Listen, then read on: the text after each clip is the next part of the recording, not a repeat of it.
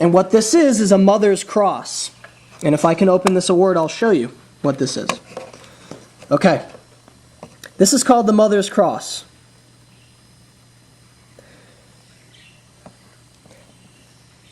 And if you can read it, it says, Der Deutschen Mutter, which meant the German mother. And this award is silver, naturally, you can see the silver on it. And in the back I have one that's bronze class. And what this award was for was, of course, at that time in Germany there were many Nazi ideals. And Hitler wanted to make programs that, for women that could develop many children to make future soldiers for the German military at that time. Women that created certain number of children would receive the Mother's Cross. The more children you produced, the higher level of award you would receive, the highest being gold with most things. So that's what the Mother Cross was about. Okay, here we all identify this as the Iron Cross. However, you see a ribbon now. This is called the Iron Cross Second Class. And this was also awarded for a level of bravery, except you would include the ribbon. Now, most men that were awarded this award would take the ribbon and place it on the second buttonhole down and would go down in a 45-degree angle through the buttonhole, like this. Some men probably chose not to wear the ribbon for whatever reason, but most did take the ribbon and put it on the second buttonhole over there. But yes, the Iron Cross Awards are very well known and they're very popular, but this is the Iron Cross Second Class. Okay, here we have a War Merit Cross Second Class with a ribbon. This is an original example. And a Merit Cross, and you notice there's swords on here. Okay, War Merit Crosses that had swords would designate combat if you were a military personnel. If you were not in the military, those swords would not be there. This award, I believe, was awarded for criteria such as, doing civil service. You would be a civilian or military, and you would do a lot of service. You would volunteer, you would help out, and you would receive an award similar to this. Now we get down and we have some other award examples. This is called the General Assault Badge, which was awarded if you were not qualifying for the Infantry Assault Badge, which I will get to later. The General Assault Badge. And again, this is the Iron Cross First Class, which did not have a ribbon, it had a pin back. Awarded for bravery. And this is called a Wound Badge. This is black, or bronze. This was awarded for naturally being wounded. You had three classes. You had the bronze, the silver, and the gold.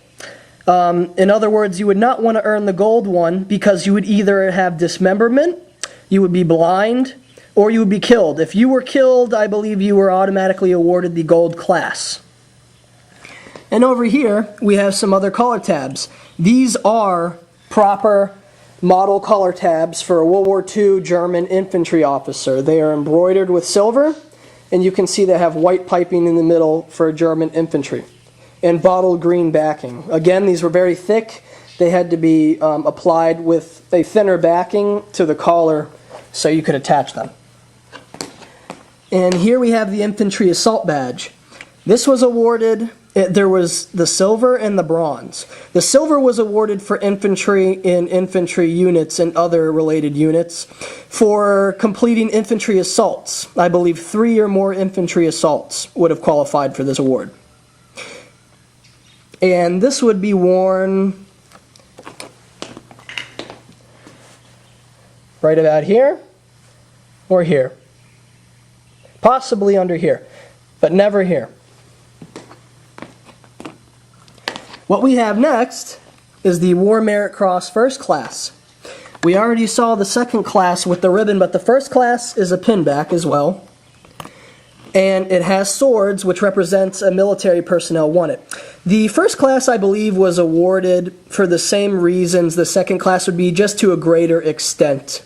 You would be awarded the first class with pinback.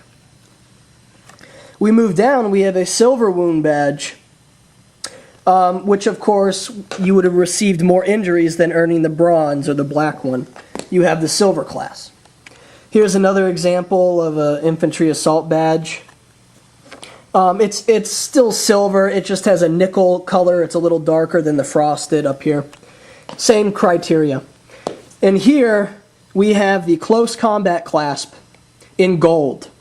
Now this award was awarded for being stranded and you had to hold out your position for a long time. I believe it was 60 days or longer, without tank support, and you were stuck. You had to fight off the enemy positions for a long time. And depending on how long you lasted and remained there, you would receive either bronze, silver, or gold. I have the gold example, which was the highest you could award. Only the highest dignitaries or general officers could award you this award, as well as the Knight's Cross. And we have an interesting award here, example, which is called the Long Service Awards. And naturally it means how long you were involved in the military and your support. You have different amount of years that you would serve and you would get a medal accordingly. This has a Maltese-style cross and the German eagle clutching the swastika. This is the Army-style eagle. And this one is designated for 18 years. And this is silver with a blue, corn blue ribbon.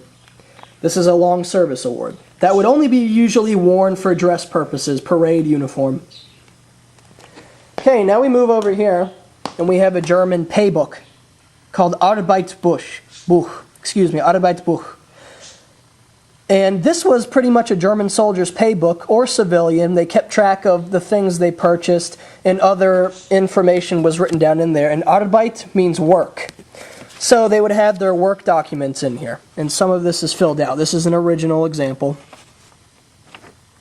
A very nice book. Okay, this thing here is called a bread bag. This was used on the back of your equipment belt to hold food in. They would put raw bread, and sometimes they would probably put equipment in it as well, but it also had other clips and loops to hold other equipment. This is called a bread bag.